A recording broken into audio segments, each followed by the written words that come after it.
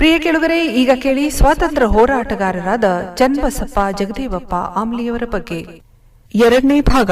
ಮಾತನಾಡುತ್ತಾರೆ ಸಂಗಮೇಶ್ ಬದಾಮಿ. 1942ರಲ್ಲಿ ಕಾಂಗ್ರೆಸ್ಸು ಭಾರತದ ಸ್ವಾತಂತ್ರ್ಯಕ್ಕಾಗಿ ಅಂತಿಮ ಹೋರಾಟಕ್ಕೆ ಚಲೇಜಾವ್ ಚಳವಳಿ ಎಂದು ಕರೆಯಲಾಗಿತ್ತು. ಇದು ಸ್ವಾತಂತ್ರ್ಯ ಹೋರಾಟಗಳಲ್ಲಿಯೇ ಅಗ್ರಗಣ್ಯವಾದುದು. ಈ ಚಳವಳಿ ಹೋರಾಟಕ್ಕೆ ನೆಹರೂರವರು ವಿರೋಧವಾಗಿದ್ದರು. ನಂತರ ಅವರು ತಮ್ಮ ವಿರೋಧವನ್ನು ಬಿಟ್ಟುಕೊಟ್ಟರು. ನಂತರ ಕರ್ನಾಟಕದಲ್ಲಿ ಚಳವಳಿಗೆ ಮಾರ್ಗದರ್ಶನ ಮತ್ತು ಧನಸಹಾಯ ಮಾಡಲು ಕೆಪಿಸಿಸಿಯು ಒಂದು ಕೇಂದ್ರ ಕ್ರಿಯಾ ಸಮಿತಿಯನ್ನು ಸಂಘಟಿಸಿತು. ಆ ಭೂಗತ ಕ್ರಾಂತಿಯ ಸಮಿತಿಗೆ ಅಂಬಲಿ ಚನ್ನಬಸಪ್ಪನವರೇ ಅಧ್ಯಕ್ಷರು, ರಂಗನಾಥ್ ದಿವಾಕರ್ ಅವರು ಕಾರ್ಯದರ್ಶಿ ಮತ್ತು ಇತರ ಸದಸ್ಯರು ಇದ್ದರು. ಕರ್ನಾಟಕ ಪ್ರಾಂತೀಯ ಕಾಂಗ್ರೆಸ್ ಸಮಿತಿಯ ಪರವಾಗಿ ಕೆಲವೊಂದು ಅಧಿಕೃತ ಕಾರ್ಯಕ್ರಮವನ್ನು ಹಾಕಿಕೊಳ್ಳಾಯಿತು. ಅದರಲ್ಲಿ ತಾರು ಮತ್ತು ದೂರವಾಣಿ ತಂತಿಗಳನ್ನು ಕತ್ತರಿಸುವುದು ಮತ್ತು ಅವುಗಳ ಕಂಬಗಳನ್ನು ಉರುಳಿಸುವುದು, ರೈಲ್ವೆ ಸ್ಟೇಷನ್ ಸುಡುವುದು, ಚಾವಡಿ ಆರಕ್ಷಕ ಠಾಣೆಗಳಿಗೆ ಬೆಂಕಿ ಹಚ್ಚುವುದು, ಸರ್ಕಾರಿ ವಿಶ್ರಾಂತಿ ಗೃಹ ಕಚೇರಿ, ದಫ್ತರ್ ಮೊದಲಾವುಗಳನ್ನು ನಾಶಪಡಿಸುವುದು, ಸೇಂದಿ ಸರಾಯಿ ಅಂಗಡಿ ಧ್ವಂಸ ಮಾಡುವುದು, ಪೊಲೀಸರ ಸಮವಸ್ತ್ರ ಬಂದೂಕುಗಳನ್ನು ಕಸಿದುಕೊಳ್ಳುವುದು ಆಗಿತ್ತು. ಚನ್ನಬಸಪ್ಪನವರಿಗೆ ಇದಾವುದರ ಪರಿವೆಯೂ ಇರಲಿಲ್ಲ. ಅವರು ಇತರ ಭೂಗತ ಮಿತ್ರರೊಂದಿಗೆ ಭೂಗತ ಚಟುವಟಿಕೆಗಳನ್ನು ನಡೆಸುತ್ತಾ ನಿರ್ದೇಶಿಸುತ್ತಾ ಪಾದರಸದಂತೆ ಚಲಿಸುತ್ತಿದ್ದರು. ಭೂಗತವಿದ್ದಾಗ ಜೊತೆಗಾರರ ಸಹಾಯದಿಂದ ಮಾಡಿದ ಸಾಹಸ ಕಾರ್ಯಗಳಿಗೆ ಲೆಕ್ಕವೇ ಇಲ್ಲ. ಅವರಿಗೆ ಜೀವ ಭಯವೆಂಬುದೇ ಇರಲಿಲ್ಲ. ಆಗುವುದಾದರೆ ಮೊದಲನೇ ಆಹುತಿ ನನ್ನದೇ ಆಗಲಿ ಎಂದು ಮುಂದಾಗುತ್ತಿದ್ದರು. ಅಂಬ್ಲಿಯವರು ವಿಜಾಪುರ ಜಿಲ್ಲೆಯ ಅರ್ಜುಣಿಗೆ ಗ್ರಾಮದವರಾದರೂ ಕೂಡ ಬದಾಮಿ ತಾಲೂಕಿನ ಸುಳ್ಳದ ದೇಸಾಯಿಯರ ವಿರುದ್ಧ ಚುನಾವಣೆ ನಿಲ್ಲಲು ಯಾರೂ ಮುಂದೆ ಬರಲಿಲ್ಲ. ಅಂಬ್ಲಿಯವರು ಸ್ವತಃ ತಾಮೇ ಸುಳ್ಳದ ದೇಸಾಯಿಯವರ ವಿರುದ್ಧ ಚುನಾವಣೆಗೆ ನಿಂತರು. ಪ್ರಚಂಡ ಬಹುಮತದಿಂದ ಶಾಸಕರಾಗಿ ಆರಿಸಿ ಬಂದರು. ಹೀಗೆ ಅಂಬ್ಲಿಯವರ ಕೈಯಲ್ಲಿ ಇಡೀ ಜಿಲ್ಲೆ ಇತ್ತು. ಇದಕ್ಕೆ ಅವರ ತ್ಯಾಗ, ಸಾಮಾನ್ಯ ಜನರ ಬಗ್ಗೆ ಅವರಿಗಿದ್ದ ಆತ್ಮೀಯತೆ ಮತ್ತು ಕಳಕಳಿಯೇ ಕಾರಣ. ಕರ್ನಾಟಕ ರಾಜ್ಯ ನಿರ್ಮಾಣದ ಬಗ್ಗೆ ತೀವ್ರ ಹೋರಾಟ ನಡೆಯುವ ಕಾಲದಲ್ಲಿ ಆಗ ಮೊರಾರ್ಜಿ ದೇಸಾಯಿ ಮುಂಬೈ ಪ್ರಾಂತದ ಮುಖ್ಯಮಂತ್ರಿಗಳಾಗಿದ್ದರು. ಚನ್ನಬಸಪ್ಪನವರು 1955ರಲ್ಲಿ ಕರ್ನಾಟಕ ಪ್ರದೇಶ ಕಾಂಗ್ರೆಸ್ ಅಧ್ಯಕ್ಷ ಸ್ಥಾನಕ್ಕೆ ನಿಜಲಿಂಗಪ್ಪನವರ ವಿರುದ್ಧವಾಗಿ ಸ್ಪರ್ಧಿಸಬೇಕಾಯಿತು. ಸೋಲೆಂಬುದನ್ನೇ ಅರಿಯದ ಅಂಬಲಿಯವರು ಅಧ್ಯಕ್ಷರಾಗಿ ಆಯ್ಕೆಯಾದರು. ನಿಜಲಿಂಗಪ್ಪನವರು ದೊಡ್ಡವರು, ಸಜ್ಜನರು. ಅಂಬ್ಲಿಯವರು ಆಯ್ಕೆಯಾಗಿದ್ದಕ್ಕೆ ಬೇಸರಪಟ್ಟುಕೊಳ್ಳಲಿಲ್ಲ. ರೈತನೊಬ್ಬ ನನ್ನನ್ನು ಸೋಲಿಸಿ ಅಧ್ಯಕ್ಷನಾದುದಕ್ಕೆ ಸಂತೋಷವೇ ಆಗಿದೆ ಎಂದು ಹೇಳಿದರು. ಅಂಬ್ಲಿಯವರ ಅವಧಿಯಲ್ಲಿ ಸಾಧ್ಯವಿದ್ದ ಸಹಾಯ ಸಹಕಾರಗಳನ್ನು ಕೊಟ್ಟರು ಎಂಬುದು ತಿಳಿದುಬರುತ್ತದೆ. ಕರ್ನಾಟಕ ಏಕೀಕರಣಕ್ಕಾಗಿ ಬಹಳಷ್ಟು ಶ್ರಮಿಸಿದರು.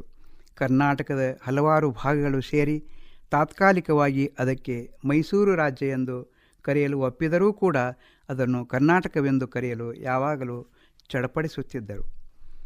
ನಿಜಲಿಂಗಪ್ಪನವರು ಮುಖ್ಯಮಂತ್ರಿಯಾಗಿದ್ದಾಗ ತಮ್ಮ ಮಂತ್ರಿಮಂಡಲದಲ್ಲಿ ಚನ್ನಬಸಪ್ಪನವರನ್ನು ಸೇರಿಸಿಕೊಳ್ಳಲು ಅನೇಕ ಕಾಂಗ್ರೆಸ್ ಕಾರ್ಯಕರ್ತರಿಂದ ಒತ್ತಾಯವೂ ಬಂದಿತ್ತು. ಚನ್ನಪ್ಪ ವಾಲಿಯವರು ನಿಜಲಿಂಗಪ್ಪನವರನ್ನು ಭೇಟಿಯಾದಾಗ ಮರುದಿನ ಹೆಸರು ಪ್ರಕಟಿಸುವುದಾಗಿ ಆಶ್ವಾಸನೆ ನೀಡಿದ್ದರು. ಆದರೆ ದುರ್ದೈವದಿಂದ ಪ್ರಕಟಿಸುವ ದಿನ ಬೆಳಗಿನ ಜಾವ ಅರ್ಧಾಂಗವಾಯು ಪೀಡಿತರಾಗಿ ಬೋರಿಂಗ್ ಆಸ್ಪತ್ರೆಯಲ್ಲಿ ಸೇರಿಸಲ್ಪಟ್ಟರು. ಹೀಗಾಗಿ ಮಂತ್ರಿಮಂಡಲ ಪಟ್ಟಿಯಿಂದ ಚನ್ನಬಸಪ್ಪನವರು ಅನಿವಾರ್ಯವಾಗಿ ಕೈಬಿಡಲಾಯಿತು. ಇದು ಅವರಿಗಾದ ನಷ್ಟವಲ್ಲ, ಸದಾ ಬರಗಾಲದಿಂದ ನರಳುತ್ತಿರುವ ಜಿಲ್ಲೆಗೆ ಆದ ಕಷ್ಟ. ಅವರ ಆಸಕ್ತಿ ಒಕ್ಕಲುತನದಲ್ಲಿ ಸುಧಾರಣೆ ಮಾಡಿ ವಿಜಾಪುರ ಜಿಲ್ಲೆಯ ಬರಗಾಲದ ಬವಣೆಯನ್ನು ಹಿಂಗಿಸಲು ಇದೊಂದು ಅವರಿಗೆ ಅವಕಾಶವಾಗಬಹುದಿತ್ತೆಂದು ಅಭಿಪ್ರಾಯಪಡುತ್ತಾರೆ. 1957 ವಿಜಾಪುರ ನಗರಸಭೆಯ ಶತಮಾನೋತ್ಸವ ಸಮಾರಂಭದ ಸಂದರ್ಭ ಜವಾಹರ್ಲಾಲ್ ನೆಹರು ಮುಖ್ಯ ಅತಿಥಿಗಳು, ಜೊತೆಗೆ ಇಂದಿರಾ ಗಾಂಧಿ ಮತ್ತು ಮೊರಾರ್ಜಿ ದೇಸಾಯಿ ಅವರು ಆಗಮಿಸಿದ್ದರು. ಎಲ್ಲರನ್ನೂ ತಮ್ಮ ಮನೆಗೆ ಬರಮಾಡಿಕೊಂಡು ನೆಹರು ಅವರ ಆಪ್ತ ಕಾರ್ಯದರ್ಶಿ ತಕರಾರು ಮಾಡಿದರೂ ಕೂಡ ಕೇಳದೆ ಕರ್ನಾಟಕ ಬಹುಜನರ ಆಹಾರವಾದ ಜೋಳದ ರೊಟ್ಟಿ, ಸಜ್ಜಿ ರೊಟ್ಟಿ, ಎಣೆಗಾಯಿ ಪಲ್ಯ ಮತ್ತು ಹೋಳಿಗೆಯ ರುಚಿಯನ್ನು ಪರಿಚಯಿಸಿದರು. ಅಂದಿನ ವಿಜಯ ಕಾಲೇಜಿನ ಆವರಣದಲ್ಲಿ ಹಾಕಿದ ಭವ್ಯ ಮಂಟಪದಲ್ಲಿ ನೆರೆದ ಜನರನ್ನು ಉದ್ದೇಶಿಸಿ ಜವಾಹರ್ಲಾಲ್ ನೆಹರು ಹಿಂದಿಯಲ್ಲಿ ಭಾಷಣ ಮಾಡಿದರು. ಅದನ್ನು ಚನ್ನಬಸಪ್ಪನವರು ತಮ್ಮದೇ ಆದ ಸಹಜ ರೀತಿಯಲ್ಲಿ ಕನ್ನಡದಲ್ಲಿ ಭಾಷಾಂತರಿಸಿದರು. ಅಂಬಲಿಯವರು ಓದಿದ್ದು ಕನ್ನಡ 4ನೇ ಇಯತ್ತೆವರೆಗೆ ಆದರೂ ಕೂಡ ಅವರ ಜೀವನಾನುಭವ ಅಪಾರವಾಗಿತ್ತು. ತಕ್ಕ ಮಟ್ಟಿಗೆ ಇಂಗ್ಲಿಶಿನ ಜ್ಞಾನವನ್ನು ಸಂಪಾದಿಸಿಕೊಂಡಿದ್ದರು. ಮೇಲಾಗಿ ಸ್ವಾತಂತ್ರ್ಯ ಹೋರಾಟದ ಸಂದರ್ಭದಲ್ಲಿ ಜೇಲುಗಳೇ ವಿಶ್ವವಿದ್ಯಾಲಯಗಳಾಗಿದ್ದವು. ಅನೇಕರು ಹೆಚ್ಚು ಓದಿರದಿದ್ದರೂ ಕೂಡ ತಮ್ಮ ಜ್ಞಾನವನ್ನು ವಿಸ್ತರಿಸಿಕೊಂಡಿದ್ದು ಜೇಲುಗಳಲ್ಲಿಯೇ. ಇದಕ್ಕೆ ಚನ್ನಬಸಪ್ಪನವರು ಹೊತ್ತಾಗಿರಲಿಲ್ಲ. ಚನ್ನಬಸಪ್ಪನವರು ದೊಡ್ಡ ಸಾಹಿತಿಯಾಗಿರಲಿಲ್ಲ, ಆದರೂ ವಿಚಾರಶೀಲರಾಗಿದ್ದರು. ಸಮಯ, ಸಂದರ್ಭ, ಸನ್ನಿವೇಶಗಳಿಗೆ ತಮ್ಮ ಭಾಷಣಗಳ ಮೂಲಕ ಸ್ಪಂದಿಸುತ್ತಿದ್ದರು. ಅಂಬಲಿಯವರು ಅವಮಾನ, ಅಗೌರವ ಸಂಘಗಳನ್ನು ಎಂದಿಗೂ ಸಹಿಸುತ್ತಿರಲಿಲ್ಲ. ಕೆರಳಿದ ಸಿಂಹವಾಗ್ತಿದ್ದರು. ಸಾರ್ವಜನಿಕರ ಜೀವನದಲ್ಲಿ ತಮ್ಮನ್ನು ಬೇರೆಯವರು ಹೇಗೆ ಗೌರವದಿಂದ ಕಾಣಬೇಕೆಂಬುದು ಬಯಸುತ್ತಿದ್ದರೋ ತಾವು ಕೂಡ ಬೇರೆಯವರನ್ನು ಗೌರವದಿಂದ ಕಾಣುತ್ತಿದ್ದರು. ಇದಕ್ಕೆ ಜಾತಿ, ಧರ್ಮ, ಅಂತಸ್ತು ಅಡ್ಡ ಬರುತ್ತಿರಲಿಲ್ಲ. ಹಾಗೆಯೇ ಬದುಕಿ ಬಾಳಿದವರು. ನೇರು ಶರ್ಟು, ಧೋತ್ರ, ಬಿಳಿ ಟೋಪಿ ಎಲ್ಲವೂ ಖಾದಿಯವು. ವರ್ಷಕ್ಕೆ 2 ಮಾತ್ರ ಹೆಚ್ಚಾಗಿ ತಾವೇ ಒಗೆದುಕೊಳ್ಳುತ್ತಿದ್ದರು. ಬಿಜಾಪುರದಲ್ಲಿದ್ದಾಗ ಮನೆ 3 ಕೋಣೆಗಳು ಇದ್ದದ್ದು. ಒಂದು ಕಬ್ಬಿಣದ ಪಲಂಗ, ಅದರ ಮೇಲೆ ಗಾದಿ, ಚಾದರ, ಬದಿಯಲ್ಲಿ ಒಂದು ಕುರ್ಚಿ. ಪರವೂರುಗಳಿಗೆ ಹೋಗುವಾಗ ಚಾದರ ಕಂಬಳಿಯಲ್ಲಿ ಸುತ್ತಿ ದಾರ ಬಿಗಿದು ಹೊತ್ತು ನಡೆಯುತ್ತಿದ್ದರು. ಅಂಬಲಿಯವರು ಬಡವರ ಬಗ್ಗೆ, ಬಡ ರೈತರ ಬಗ್ಗೆ ತುಂಬ ಕಳಕಳಿ ಉಳ್ಳವರು. ದುಡಿದು ತಿನ್ನುವವರನ್ನು ಕಂಡರೆ ಹಿಗ್ಗಿ ಹಿರಿಕಾಯಾಗುವರು. ಜನರ ಸಲುವಾಗಿ ಸರಕಾರವಿದೆ, ಸರಕಾರದ ಸಲುವಾಗಿ ಜನರಿಲ್ಲ ಎಂದು ಮೇಲಿಂದ ಮೇಲೆ ಹೇಳುತ್ತಿದ್ದರು. ಒಮ್ಮೆ ವಿಜಾಪುರದ MK ಶಿರಗುಪ್ಪಿ ಅಂಬಲಿ ಅವರನ್ನು ಕಾಣಲು ಅವರ ಮನೆಗೆ ಹೋಗಿದ್ದರು. ಅವರು ಮನೆಯಲ್ಲಿ ಇರಲಿಲ್ಲ. ನಂತರ ಭೇಟಿಯಾಗಿ ಏಕೆ ಬಂದಿದ್ದೀರಿ ಎಂದು ವಿಚಾರಿಸಿದರು. ಬೇಕಾದರೆ ತಾನೇ ಬರುತ್ತಿದ್ದೆ ಎಂದು ಅಲಕ್ಷ್ಯ ಮಾಡಲಿಲ್ಲ. ಇದರಿಂದ ಅವರಿಗಿದ್ದ ಸಾರ್ವಜನಿಕರ ಬಗೆಗಿನ ಕಾಳಜಿ ವ್ಯಕ್ತವಾಗುತ್ತದೆ. ಸಾರ್ವಜನಿಕ ಕಾರ್ಯಗಳಲ್ಲಿಯೇ ಮುಳುಗಿ ಏಳುತ್ತಿದ್ದ ಚನ್ನಬಸಪ್ಪನವರು ಧರ್ಮದ ಆಚರಣೆಗಳಿಗೆ ಹೆಚ್ಚು ಸಮಯ ದೊರಕುತ್ತಿರಲಿಲ್ಲ. ಆದರೂ ಕೂಡ ದಿನವೂ ಸ್ನಾನ, ಇಷ್ಟಲಿಂಗ ಪೂಜೆ ಇಲ್ಲದೆ ಏನೂ ತೆಗೆದುಕೊಳ್ಳುತ್ತಿರಲಿಲ್ಲ. ದೇಶ ಸೇವೆ ಈಶ ಸೇವೆ ಎಂದು ಬಗೆದಿದ್ದರು. ಆಲಸಿಗಳು, ಕಪಟಿಗಳು ಆದ ಸ್ವಾಮಿಗಳನ್ನು, ಸಾಧುಗಳನ್ನು ಮತ್ತು ಭಿಕ್ಷುಕರನ್ನು ಕಂಡರೆ ಅವರಿಗೆ ಆಗುತ್ತಿರಲಿಲ್ಲ.